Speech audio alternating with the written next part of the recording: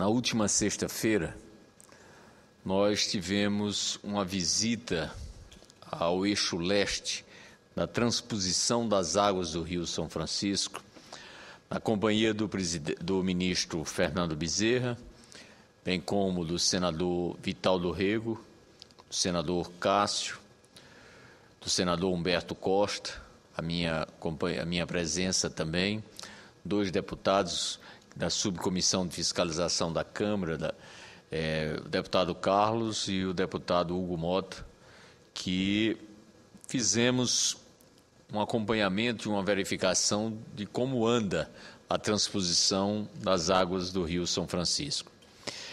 O eixo leste, ao descermos em Paulo Afonso logo pela manhã, nós nos dirigimos para a tomada d'água em Itaparica. Lá era o início da obra do eixo leste, início esse que foi sobre a responsabilidade do Exército Brasileiro e que naquela oportunidade, inclusive, o ministro assinou o termo de recebimento das obras que era de responsabilidade do Exército Brasileiro. Mas também comunicou de uma forma muito clara de que o Exército irá continuar nessa etapa da transposição, não mais com essas obras civis que eventualmente precisam ser concluídas. Mas o Exército vai agora retomar a sua participação nas obras rodoviárias que se virão de apoio, não só para o período de execução, mas também de manutenção do canal do eixo leste. Pois bem, presidente, fizemos a visita, comprovamos aquilo que já sabíamos, que muita coisa ainda a ser feita. Basta dizer que a primeira subestação, que está a pouco mais de 3 quilômetros da tomada d'água, ela está com a parte civil concluída, mas a instalação elétrica não está executada. Após essa estação elevatória, tem um aqueduto que passa por cima de uma BR que tinha sido licitada no passado, mas que a empresa não concluiu e que agora participa dessa nova etapa a ser licitada.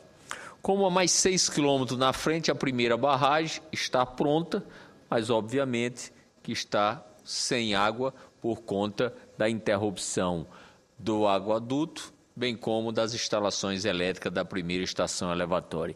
E aí vai, lote 5, falta um pedaço de concretagem, falta um pedaço a ser executado de canal, e subsequente as outras subestações estão faltando, o túnel que entra na Paraíba, perto da cidade de Monteiro, também não está em execução, mas tivemos na cidade de Monteiro uma audiência pública, inclusive feita pela Assembleia Legislativa da Paraíba, do deputado Ricardo Marcelo e alguns outros deputados, na qual foi franqueado a palavra ao deputado Quintães, que, conhecedor profundo que é dos problemas da seca daquela região, fez todo o seu desencanto, a sua tristeza por não ver uma obra tão importante, tão significativa, uma obra estruturante para nos ajudar a resolver um problema tão sério que é o problema da água do Nordeste, em particular da Paraíba.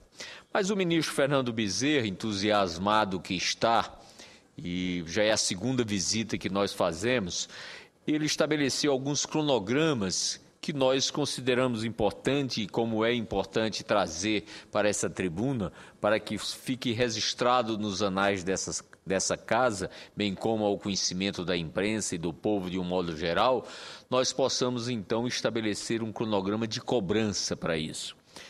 Ele fez referência ao lote chamado lote leste, onde esse lote é fundamental, presidente, para a Paraíba. Para o senhor ter ideia, irá beneficiar mais de 70 municípios paraibanos, dando a garantia hídrica para o abastecimento humano daquela população.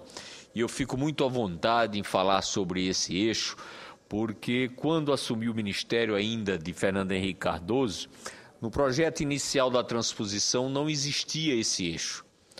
E sabedor que sou da gravidade, das dificuldades do problema da Paraíba, do abastecimento d'água, eu tive a felicidade de dar início ao projeto do Eixo Leste. Porque já em 94, presidente, como governador do estado, nós chegamos a transportar água de trem para a cidade de Soledade, porque não existia em torno da cidade de Soledade ou na região mananciais que pudesse simplesmente encher os tanques dos carros-pipa com água potável. Pois essa preocupação me permitiu, então, ao chegar ao Ministério, de colocar o Eixo Leste. E a prova maior da importância desse eixo é que a presidente Dilma, há um mês atrás, esteve no Brejo Paraibano anunciando o projeto Acauã-Araçagi, que irá garantir o abastecimento d'água de cidades do Brejo Paraibano. Presidente, você dizer hoje que o Brejo está em seca, que o Brejo precisa de abastecimento de carro-pipa, era algo imaginário há poucos anos atrás na Paraíba. O Sertão, o Cariri, o Curimataú, todo ele sofrido com abastecimento d'água. Mas o Brejo, era inadmissível você imaginar isso. Pois bem, a presidente Dilma esteve lá, em forma festiva, como é as suas visitas, anunciando essa obra da Acauã-Araçagi e o abastecimento daquelas cidades. O eixo litorâneo que eles estão chamando. E eu quero lhe dizer que essa obra só vai existir, ela só vai funcionar com a conclusão do eixo leste da transposição das águas do Rio São Francisco. Mas o ministro, naquela oportunidade do debate que nós tivemos com a presença dos senadores, que eu já fiz referência aqui, dos deputados estaduais e federais, também da prefeita da cidade, a prefeita Edna, e vários representantes da região e prefeitos também, e ele assumiu que dividiu os 16 lotes, que antes era o eixo leste, em 3 metas. A primeira meta, que é até a primeira estação elevatória, que ele considerou concluída pelo Exército. A segunda meta, que vai até o início do túnel, onde vai ser um túnel de 4 quilômetros que eles estão pensando em reduzir, disse que a licitação pelo plano especial de licitação, que a licitação foi concluída e que ele espera até o final desse mês estar dando a ordem de serviço para a meta 2, bem como a meta 3 pelo regime especial de licitação. Ele acredita que até junho, no máximo julho, estará sendo dado essa ordem de serviço e, portanto, regularizado aquelas pendências que o Ministério considerou que foram as razões do atraso da transposição das águas do Rio São Francisco, portanto, garantindo até o início de 2015 a oportunidade dos 100 primeiros quilômetros, quer seja do eixo norte, quer seja do eixo leste, possa ter a água funcionando com os serviços e o benefício que todos nós dimensionamos como muito importante. Mas também, presidente, naquela oportunidade, e nós estaremos cobrando, até porque o ministro já anunciou uma visita possível da presidente Dilma no mês de final de junho, começo de julho, para que efetivamente esteja sendo retomado todas as obras que estão previstas da transposição do Rio São Francisco. Mas também naquela oportunidade, o ministro falou de um tema que eu tenho batido muito nessa casa. Para você ter ideia, eu tenho um projeto desde 2007, aqui, sim que eu entrei, que eu tomei posse aqui no Senado, que é o problema do financiamento do pequeno e médio agricultor nordestino, que está inadimplente, que foi financiado com recurso do FCO, que o Banco do Nordeste já colocou como na conta de prejuízo, que já existiram mais de 5, 7 decretos autorizando negociação. E o que está ocorrendo é que tem o Banco do Nordeste entrado com ações na Justiça para tomar a terra desse pequeno e médio agricultor. E Vossa Excelência, que é um dos senadores mais assíduos aqui, já ouviu dizer, do jeito que vai, o Banco do Nordeste vai se tornar o maior latifundiário da região, porque está tomando as terras que dão a sobrevida, dão o sustento dos pequenos e médios agricultores nordestinos, com renegociações de dívida que já pagaram até 4, 5 vezes o valor do empréstimo, mas ainda não foi suficiente para saciar a sede da ganância bancária, mesmo de um banco oficial. Pois bem, presidente, o ministro naquela oportunidade disse que o Conselho Monetário Nacional, na última semana, tinha baixado uma resolução onde equacionava esse problema. O presidente da Federação dos Agricultores da Paraíba, presente, me chamou e disse que não resolvia o problema. Eu coloquei para ele conversar com o ministro. O ministro garantiu que estava resolvido.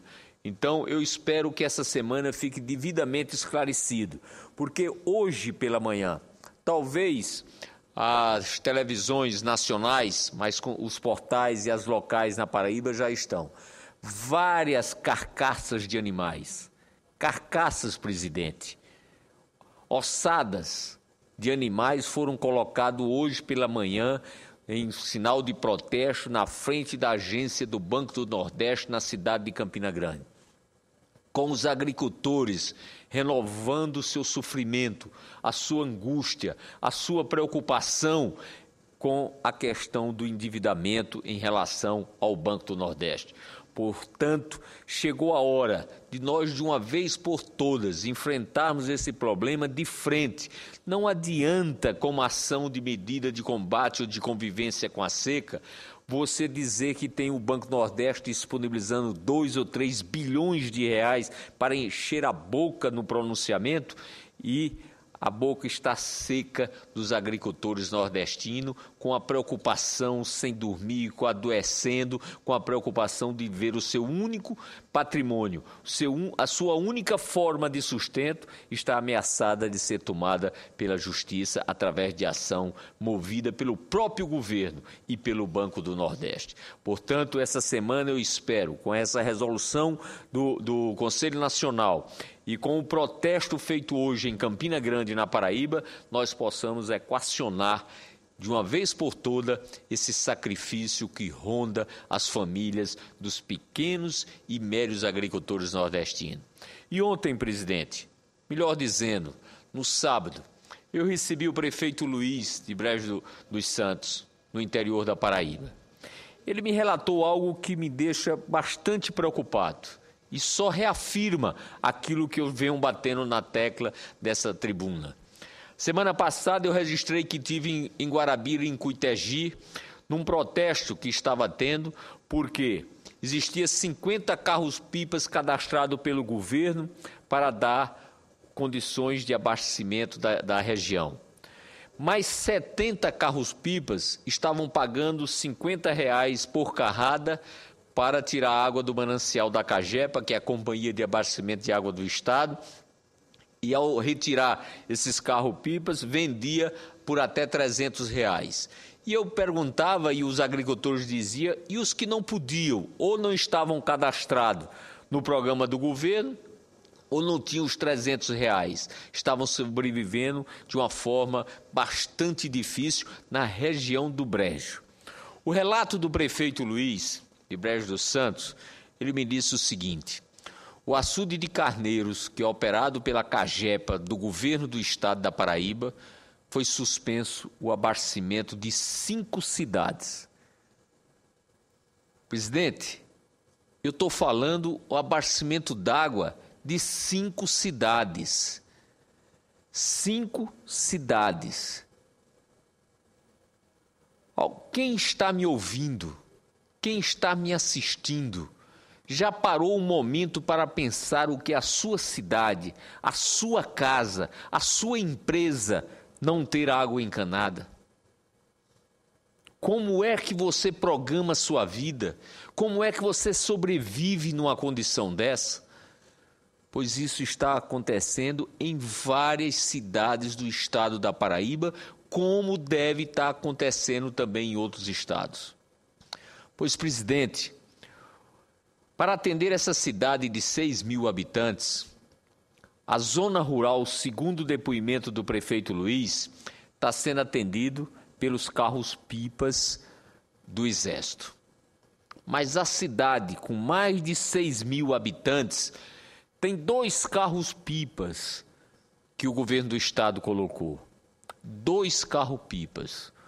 Um fazendo viagem durante 3 dias e outro fazendo com 4 dias. Para abastecer a cidade. O prefeito está gastando também para abastecer a cidade, colocando 3 carros-pipas, fora pequenas pipas para abastecer, numa sobrecarga de um orçamento sacrificado do prefeito daquela cidade. Pois, presidente, essa é a realidade. Eu tenho feito o pronunciamento e alertado que esse ano está previsto uma seca tal qual ou maior do que a do ano passado. O governo precisa fazer um planejamento melhor desse abastecimento. Secaram-se os mananciais dessa cidade. O Exército está indo buscar carrada a 70 quilômetros no açude em Brejo dos Santos. A 70 quilômetros. Isso quer dizer que está diminuindo a quantidade de viagens. E ao diminuir a quantidade de viagens dos carros-pipas, menos pessoas estão sendo atendidas. Essa é a realidade.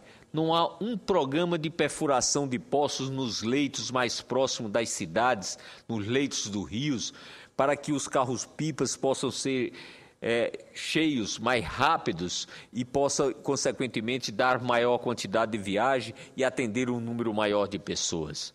É isso que eu tenho falado nessa tribuna, essa sensibilidade que nós temos pedido do governo para que ela tenha planejamento, para que tenha uma programação de atendimento a um povo tão sofrido e tão sacrificado. Se diz que tem dinheiro, está faltando gerenciamento, está faltando cuidado, preocupação com as pessoas. Eu repito, você que está me assistindo, que está me ouvindo, você já imaginou passar 1 dia, 2 dias, 3 dias, 1 semana sem água? É isso que está ocorrendo, infelizmente, na Paraíba. Muito obrigado, senhor presidente.